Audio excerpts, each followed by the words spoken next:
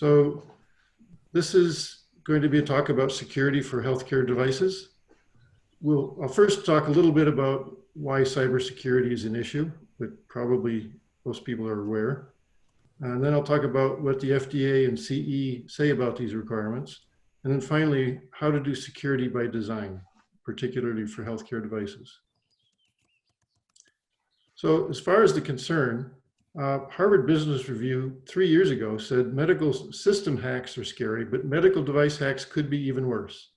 And since then, we've found that out. Wired magazine said medical devices are the next security nightmare. 94% of healthcare organizations have been victim of a cyber attack. And now it's not only healthcare. You would think that it's a lot less of a concern with consumer products. But look at back in 2012, TrendNet with a webcam rather, it was hacked. They fed 700 feeds from 700 cameras to the internet. You don't want your camera posting on the internet from your home. That's what happened. They didn't have a secure IP address. They didn't have an encrypted login. There was no password protection. Shame on them. That's bad press. And then Owlet, baby monitor. Who wants your baby's health to be public? It was unencrypted. The network was unencrypted. It had no authentication. And then in 2017, one that a lot of people are familiar with, St. Jude had their pacemaker hacked. Now, the hackers didn't do anything to harm anybody, but what they did do is they shorted the stock before they announced what they'd done and what they could have done. They could have done some serious damage, but it required the recall of 500,000 implanted pacemakers. That's not a small thing to deal with. That's expensive and bad for your reputation. So even consumer product companies are open to lawsuits. Just in December, Ring, with their security camera, it was hacked and racial slurs were sent over devices to 2 families. Those families are now suing. What they're claiming is that it's a breach of implied contract. Ring failed to implement even the most basic security measures to protect the customers. So as a result, anybody who owns a Ring may be entering a class action suit, and no company likes to deal with a class action suit. So clearly security is a big issue, and more so with medical devices where it can even cause injury or death. So I'm going to talk about what elements must be considered when designing a healthcare device and why security challenges for wearables are greater than for endpoint or fixed locations, and how to do security by design. You may ask questions as we go. You can use the, what is it, Rio? What's the thing to click on? You can use the chat. Chat, thank you very much. You can click on chat and send a message, and Rio will interrupt me and we'll talk about it. I'll answer it. Or you can wait till the end. There'll be plenty of time there. So the problem with a wearable device is it can be anywhere, and it's valid to be anywhere. So you can't identify it by location. The device may not be the correct device.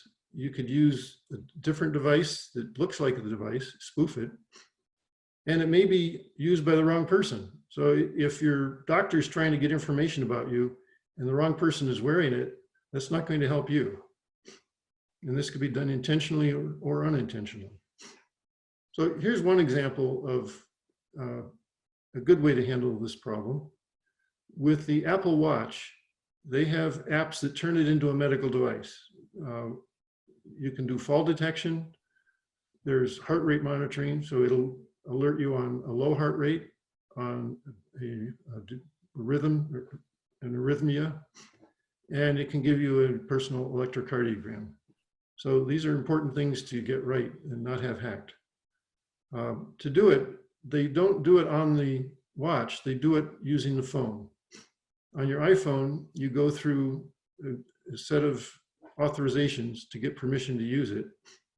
when you've completed that dialogue on the phone, it then makes a call to Apple's web server, and you get the authentication, you get authorization. And then when that is done, the results are sent from the phone to the watch. So it's a pretty good way to do it. Now, this doesn't guarantee security, but it helps a lot. So things to think about, particularly with a wearable device. I mentioned, has it been spoofed? So is a different device sending the data? Is the device sending the right data? If you're wearing a device the wrong way, the data may not be valid. And is it sending accurate data? If you dropped it and it's broken, the data isn't accurate, perhaps. Or was the data taken at the right time? If the time isn't done right, it may tell you that you should be asleep when you're awake, and the data would be very different between asleep and awake. So it might look like there's a problem. Let's talk about what the FDA and CE requires. We'll start out with FDA. Now, in October of 2018, the FDA issued some non-binding guidance. And in fact, in October, it was only a draft. So the one that actually is binding is, well, the non-binding guidance that applies now was issued in 2014. However, if you're starting the design of a device now, I would recommend paying attention to the guidance issued in October of 2018, because I expect that very soon they will turn it into not just a draft, but the one that applies. And keep in mind that although when they give you guidance, it's not binding, you don't want to ignore it. If you don't do what they recommend, you may have to explain why you didn't do that. So I'll talk about the 2018 draft guidance. It's similar to the 2014 guidance. It's more detailed. If you implement the 2018 guidance, you will pretty much meet the 2014, so it won't hurt. So there are two tiers to the recommendations, I should say. Tier 1 is a higher level. It's for a device that connects to another product or network. It could be wired or wirelessly. So even if your device connects to a device 3 feet away, Tier 1 applies. It also applies to a device where an incident could directly result in harm to multiple patients. That's a lot of medical devices. And if it's not Tier 1, then it's Tier 2. So Tier 1 recommends authorization. You've got to be authorized before you can access the device. You need authentication. Each time you access it, you have to prove that it's you. Encryption of the data in particular. And then identification of security breaches.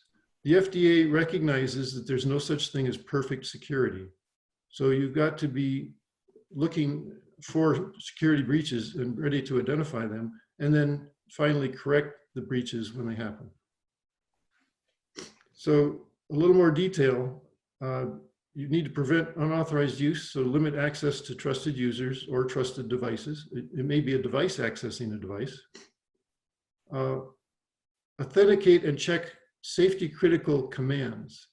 Commands are particularly important. Sending data, you can intercept the data and modify it, but if you're able to send commands to the device, you can change the way it's operating. And that would be more serious in most cases. You want to ensure trusted content by maintaining the code, the data, and the execution integrity. So the code, you don't want to have someone able to change it. The data, you don't want that to be even intercepted and in an unencrypted way. And the execution, this is making sure that it's executing correctly, executing the correct code and hasn't been modified. We talked about confidentiality of data, and I'll talk more about that. You want to design the device to detect cybersecurity threats in a timely fashion, and design the device to respond to and contain the impact of a cybersecurity incident. So it's not enough to just detect it. you may need to send updates. You want to reduce the impact. If the breach could cause injury to a patient, you want to respond to that very quickly. And then design the device to recover the capabilities or service that were impaired due to a cybersecurity incident. These are all recommendations that are in the draft document. And getting more specific goes into quite a bit of detail. So they want cryptographic verification and authentication, the secure configuration. So you can have inside the device secure capabilities, such as a secure microprocessor, secure communication inside the device. I'll talk more about that later. A cybersecurity bomb. This is a list of the cybersecurity features that the device has.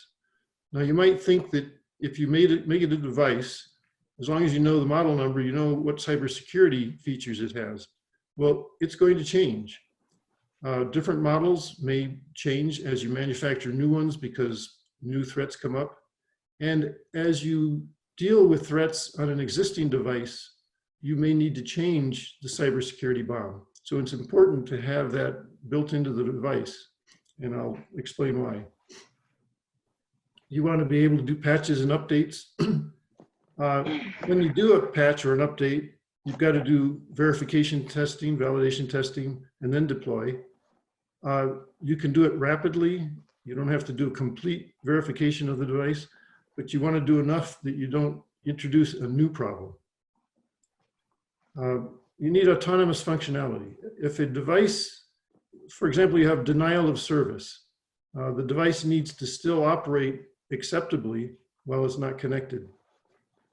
The session timeout. This is something that is very inconvenient for users. It times out and you've got to log in again. But it's very important because a device that is always open is much easier to hack. Intrusion detection, we've talked about. Routine security and antivirus scanning, so making sure that nothing has been put on the device that shouldn't be there. Forensic evidence capture, so not only detecting that there's a problem, but keeping the evidence of that problem so you can identify what happened and how to fix it. Vulnerability analysis. I'll talk more about this. You can have hackers try to break into your device. Good hackers. Breach notification. So once there's a breach, you need to notify the people, the users, that there's a problem. Retention and recovery is retaining all the information and recovering the device. And there are other issues, but these are the main ones.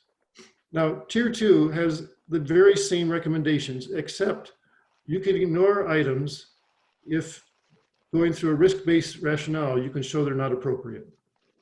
So you may be able to get rid of all of those, or you may not be able to get rid of any of them in Tier 2. Now let's talk about HIPAA, patient data privacy. This is very different from security. You can't have privacy without security, but not all devices need to meet HIPAA. And it's a very serious issue. If you egregiously violate HIPAA, you can go to jail. HIPAA is focused on the user. If you're the doctor or the hospital, then you're the one that has the responsibility to meet HIPAA, not the manufacturer of the device. However, the manufacturer of the device should make it easy for the doctor or the hospital to implement HIPAA requirements. So you do want to pay attention to it. Now, there is one way that a remote device can be largely taken out of a HIPAA requirement, and that is by transmitting data with only a code for the patient and not the patient's name. And then you match up the code with the patient name once it reaches the database.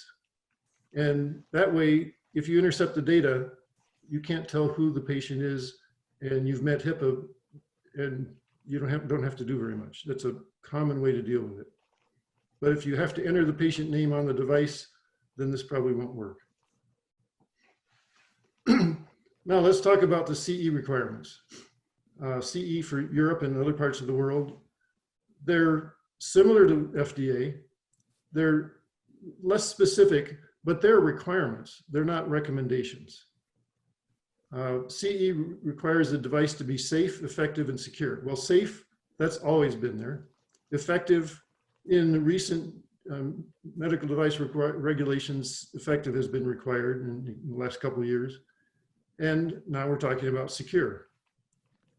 There's a big focus on data protection or privacy, which is GDPR in Europe. And GDPR is more strict than privacy in the US. So you need to pay attention to it. I'm not going to go into all the details because it's very similar to FDA. If you want to get the details, they're in the MDR, the Medical Device Regulations, Annex 1. It also, you'd want to look at the regulations for EN 62304, it's the standards for software, and EN 14971, the standard for hazard analysis. I'll go through this much of it. There are 8 practices that are recommended.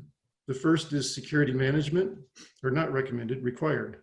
Security management. This is managing the whole process of security, the design and beyond. Specification of security requirements. This would be setting the requirements. As we talked about already, if you're going to design a device, first you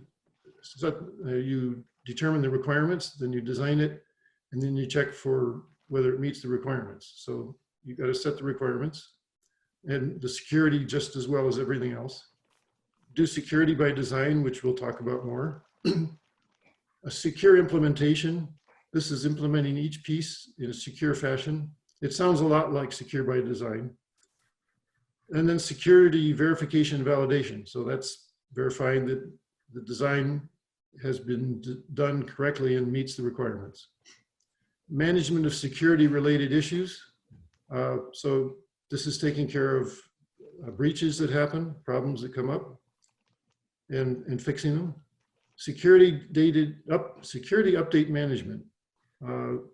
This deals with not only dealing with problems that have happened with security, but also you want to change your design process to manage new types of threats, new things that you learn.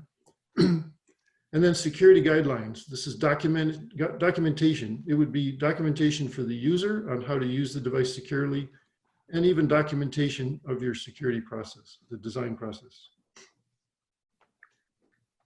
CE has one very interesting requirement to pay attention to.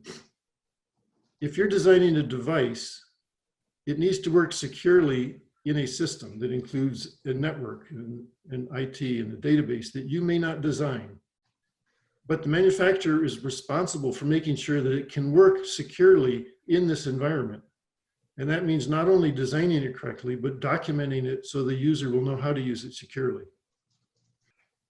So now let's talk about security by design. The benefits are going to be lower cost, a more resilient system, reduced risk of liability, built-in rather than bolt-on security. That's really what it's all about. Effective and early security flaw removal. And it's the only way to meet FDA and CE requirements. So it's highly recommended. So basically, this is going to look familiar. You need to be aware of the requirements, otherwise you can't meet them. Identify the requirements. So like we just said, you list the requirements for the device, including the security requirements. This is just part of the requirements that you do before the design starts. You do the design securely. It's part of your product design, doing the security. And at the end, you test to ensure the requirements are met. So it sounds pretty straightforward. Here's some important details. So first of all, when you choose the technology, you want to choose proven technology that has low risk. Low risk technology will give you higher security. If you use the latest technology, which may have some problems that aren't known yet, you may be introducing a risk of an intrusion that you're unaware of. Technology weaknesses. There's technology that has known exploits, known ways of hacking into it. for example, Bluetooth, several versions of Bluetooth have serious security flaws. You want to check these out? One way to do that is to go to NIST. Actually, the FDA,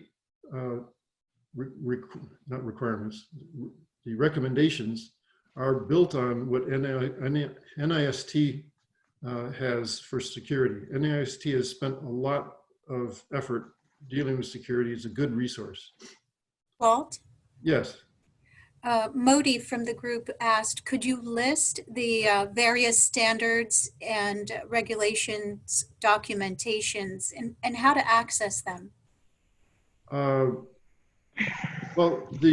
I've listed what the FDA and CE either require or recommend. Under NIST, it's not requirements. I would say go to the NIST website. There's a lot of information there. And it's not that they're giving you something you must meet. It's recommendations and advice. And if you look up, you can find lists of problems with existing technology. So it's a good resource. Sorry, I can't, it's not a set of standards that you have to meet. In your system design, look at where the risks are in the system. For example, data at rest, so in a database, for example, has a different vulnerability than data in flight. In the database, it's typically matched up with the patient. So if you can access that data, you've got everything. In flight, it may not. However, in flight, somebody could intercept the data and modify it or block it. So you've got to deal with different vulnerabilities. Look at your risk assessment. The overall risk needs to be broken down and look at individual items. Some items are more important than others and are going to give you a much bigger improvement in your security. So pay attention to those items first. Other items are easy to do. So if you can get more bang from your buck, you're going to want to do those. And then cryptography. Just select, well, first of all, the right level of cryptography.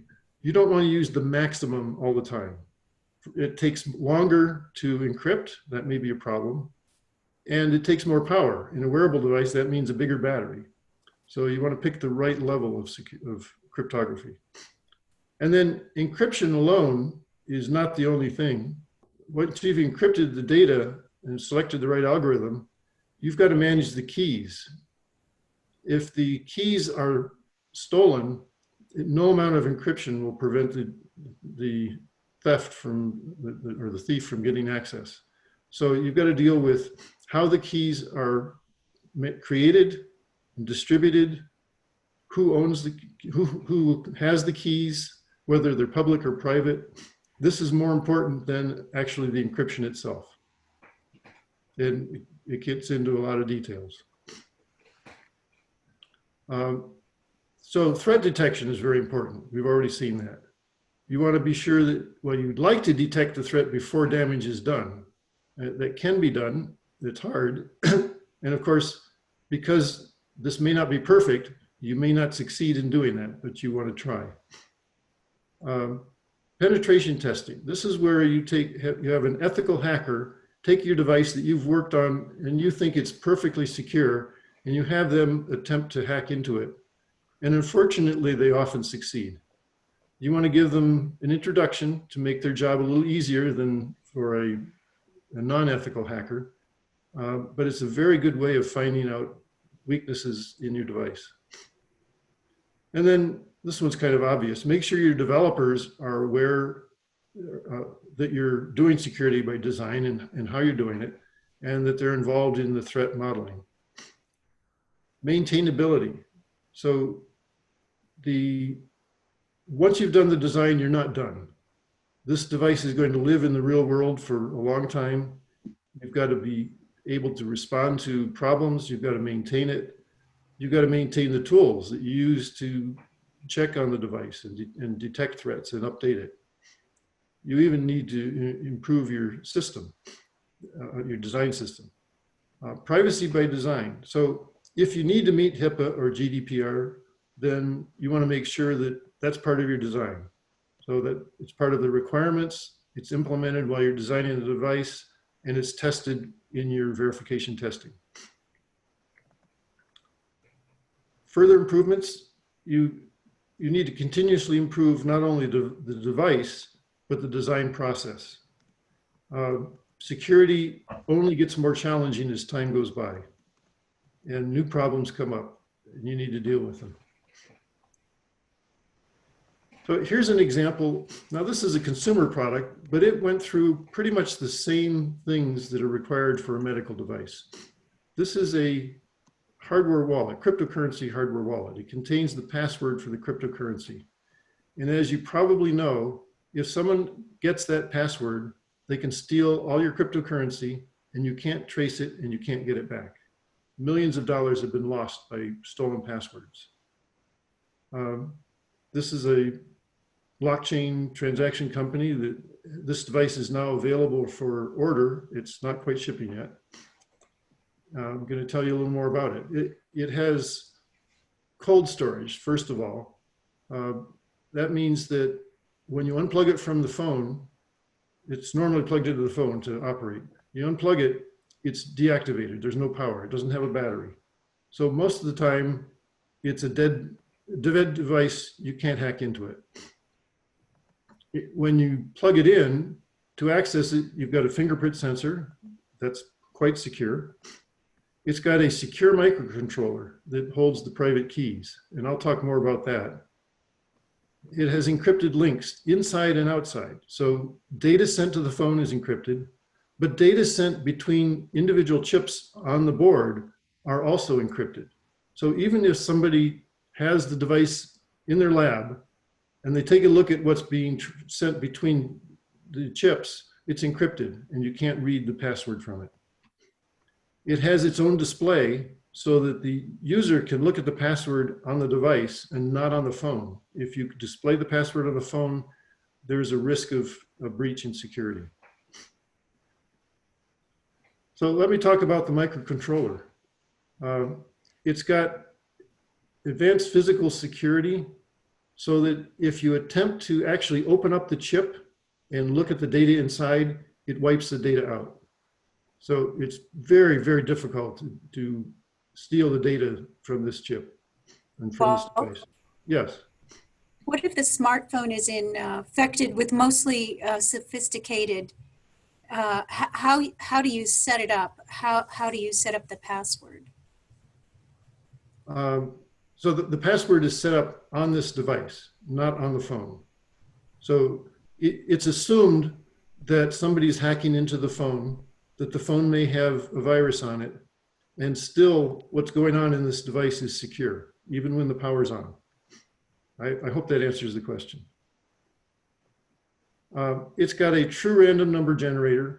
Generating random numbers is critical for very advanced and secure encryption. The software can do pseudo-random number generators, but this device in hardware generates a true random number.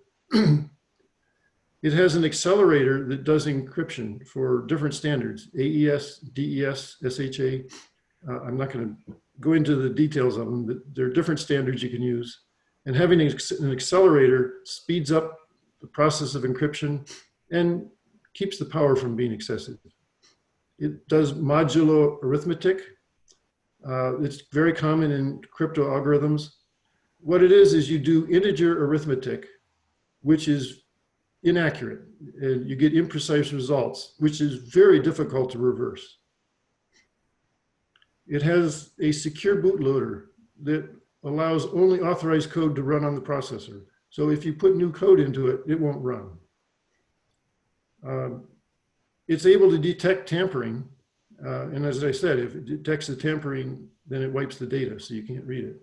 And it has been tested at the EAL level 5 security. That was part of meeting the security for the whole device. So I hope this has given you a good introduction. When you're designing a device, you want to be sure you map your technical and commercial requirements against the available technical capabilities. There are a lot of technologies with varying capabilities and cost and availability. And Voler can help select the right security design for your device. We design medical, IoT, and wearable devices. And I thank you for your attendance and attention. And now I'm ready to answer any questions. If you just go to chat and enter a question, Rio can relay it to me. And if you got a follow up on any of the questions that were asked so far, I'm happy to try and answer them. A minute to type in a question. Well, can you talk a little bit about the medical requirements for security on the device? I'm not sure what. Here's another question. Any comment on the relative security of Bluetooth compared with Wi-Fi? Okay. Well, Bluetooth, Bluetooth is not known for being very secure. It's very convenient. It has the ability to pair automatically. At what point in product development did you recommend arranging penetration testing? The penetration testing would be done near the end.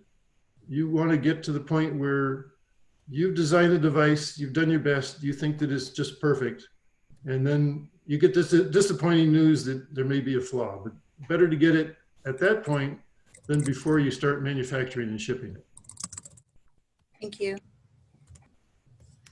The webinar will be shared with the attendees in a day or two after recording. And if there are any additional questions you wish to ask after the webinar, please be sure to email me. There's a question with Bluetooth. You need to execute encryption before getting to transmission. Do not rely on Bluetooth security, is the comment. That's a good idea, because Bluetooth is known to be one of the least secure wireless communication standards.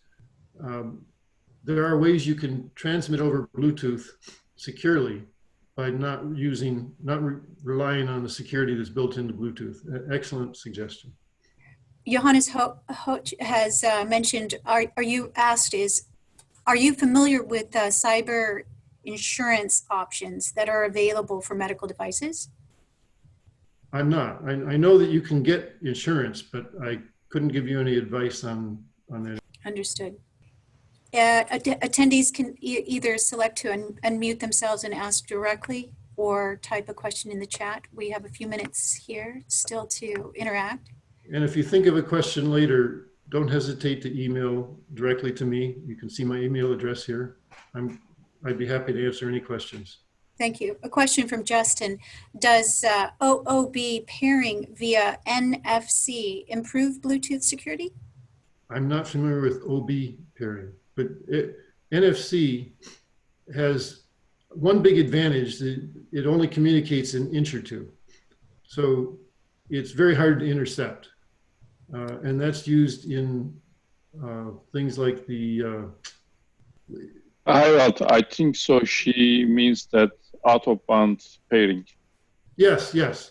So Apple Pay, and I believe Google uses the same thing. But so when you're paying with your with your iPhone, it's using NFC, and somebody who's 3 feet away can't pick that up. So just because it doesn't communicate very far, that by itself is a major security improvement.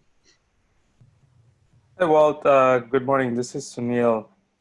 I was curious about the whole COVID situation, how with contact tracing and everything, is that going to increase the threat? And is there any kind of security measures which are being enforced or taken with contact tracing? That's an excellent question, and I don't have an answer for you. I could. Walt? Yes. This is Emily. I'll provide Rio with some info on that, some links and some articles, and she can distribute those. All right. You know, when you first look at it, you go, how could security be involved in that? But I keep discovering that I don't think like a criminal, and they come up with things that I never thought of that make security important. So I'll bet there's some really good reasons. I'm interested to see what you said, Emily. Thank you, Walt. I have one more question, which is related to the... Oh, by the way, on that question, if you send me an email, I'll make sure you get Emily's information. Sure, thanks. Go ahead. Yeah, is there like an industry standard for enforcing medical device security apart from regulatory, but from the vendor themselves? Is there any vendor specific security measures which has come out in the industry? This is Emily again. I'll answer on behalf, if I may. I'm the clinical and regulatory guru here, and I like to help Walt and anybody that gets, stuck in the regulatory era. The hospitals have had to push back because of the ransomware issues, okay? So you not only have to get through the California state and the federal stuff, but now individual hospitals, clinics, other data providers are having their own requirements. And so these can be pretty rigorous. So what I suggest you do is have a pilot and early on get info from those stakeholders, okay?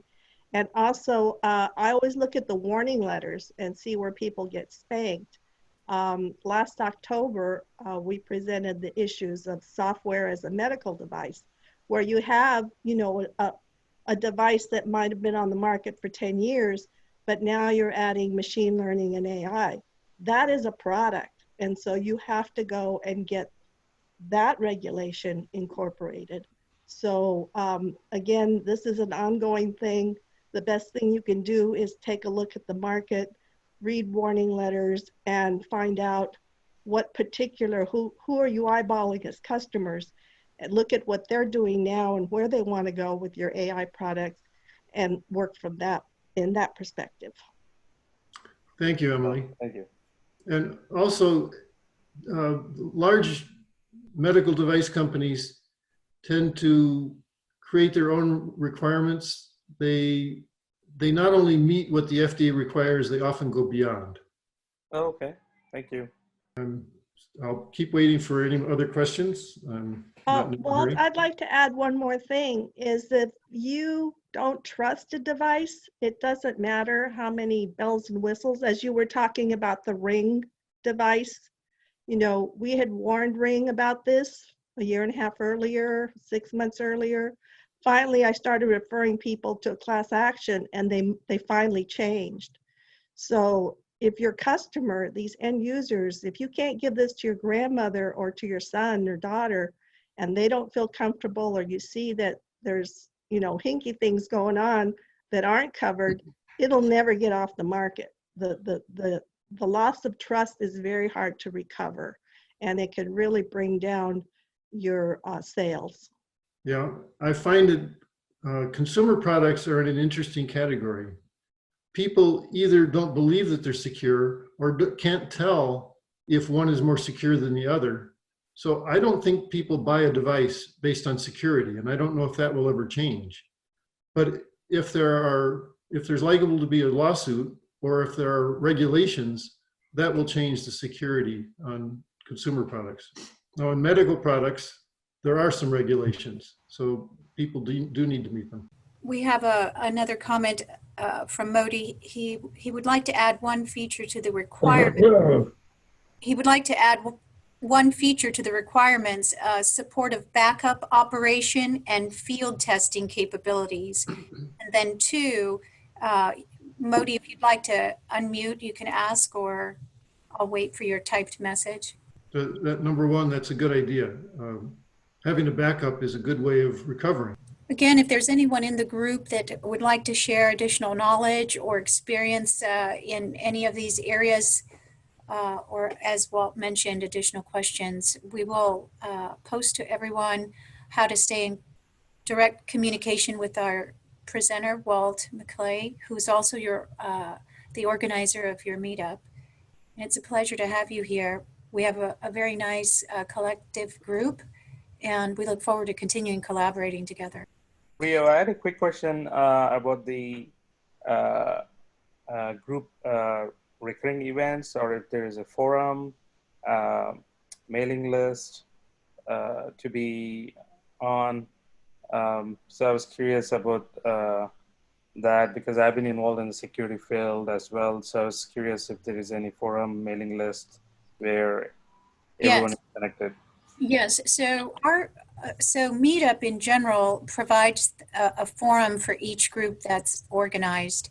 Interestingly enough, our members have option to join, and we have it open for any members in our group. However, many, if not most, have elected to stay private and not participate. But I will resend instructions on how to join and post some proposed dates and keep in touch that way. Awesome, thank you. I'll keep waiting for any more questions, give you time to think of them or write them. Walt, if you'd like to maybe introduce Mark Brinkerhoff, who will be in our future event speaking on. Oh, yes, thank you. So I don't believe he's chosen a topic. Just a brief introduction, Mark, if you'd like to introduce yourself. He's coming up in our future calendar. A date has not been selected, but just a brief introduction about yourself, Mark, would be lovely. Yeah, hi, can you hear me? Yes. Yeah. Okay. Yeah, they put my logo on instead of my face. Oh, that's interesting. Anyway, yeah, so I own Fusion Design, and we do product and equipment development. And we work with Voler very often. And I thank goodness that Walt and his team are worried about the security of devices, because it's something us mechanical guys would do in the mechanical sense, but certainly not in electronic and or software sense. So our world is one where we create a lot of the devices mechanically that Voler works on electrically and software-wise. We do a lot of other things as well. And I'm interested to participate and support with whatever knowledge we can provide in future events. Thank you. Walt, we have a question from Sho Kaneko. Yeah. Thank you, Sho. Yeah.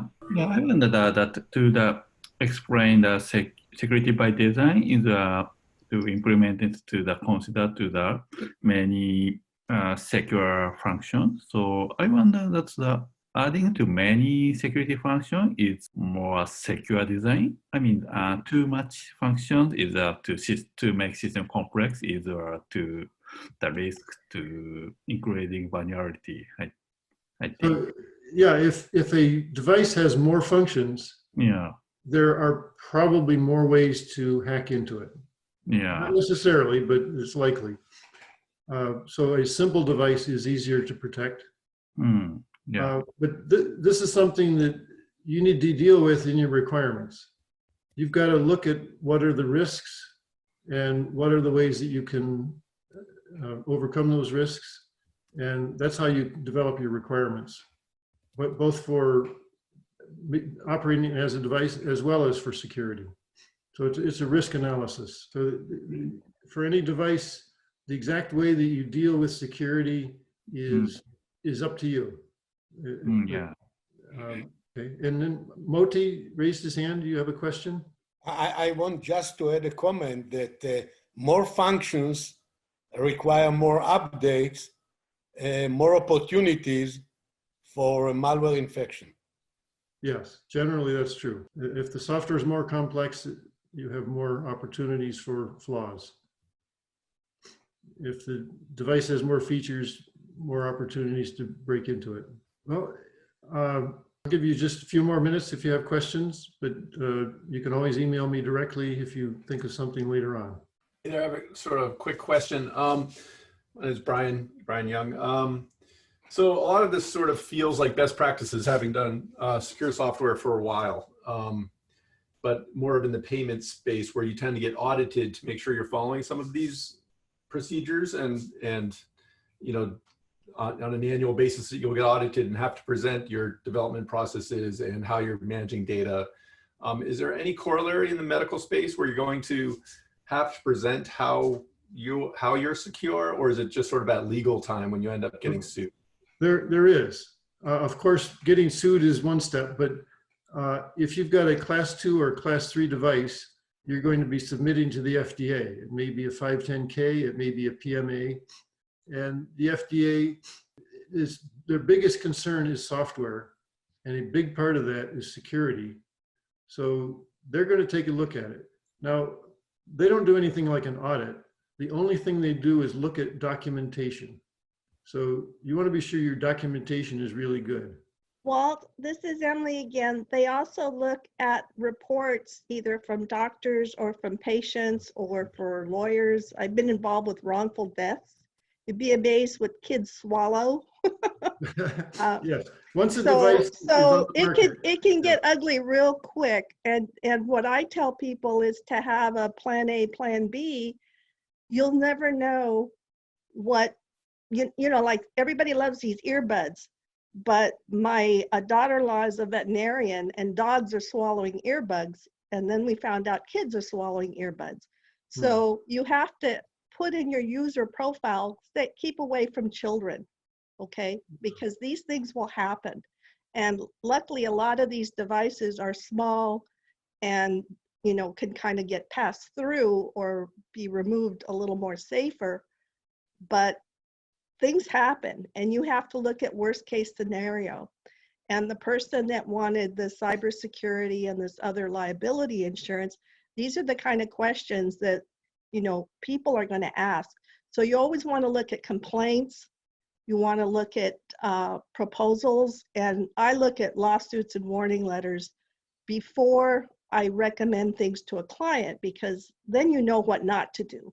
The FDA and the CE folks don't tell you exactly what to do.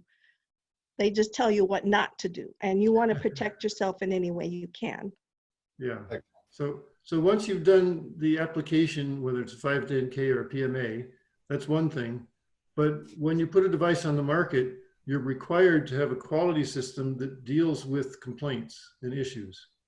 And some of those may be trivial and some of them may be life-threatening. But you have to deal with all of them. That's a requirement.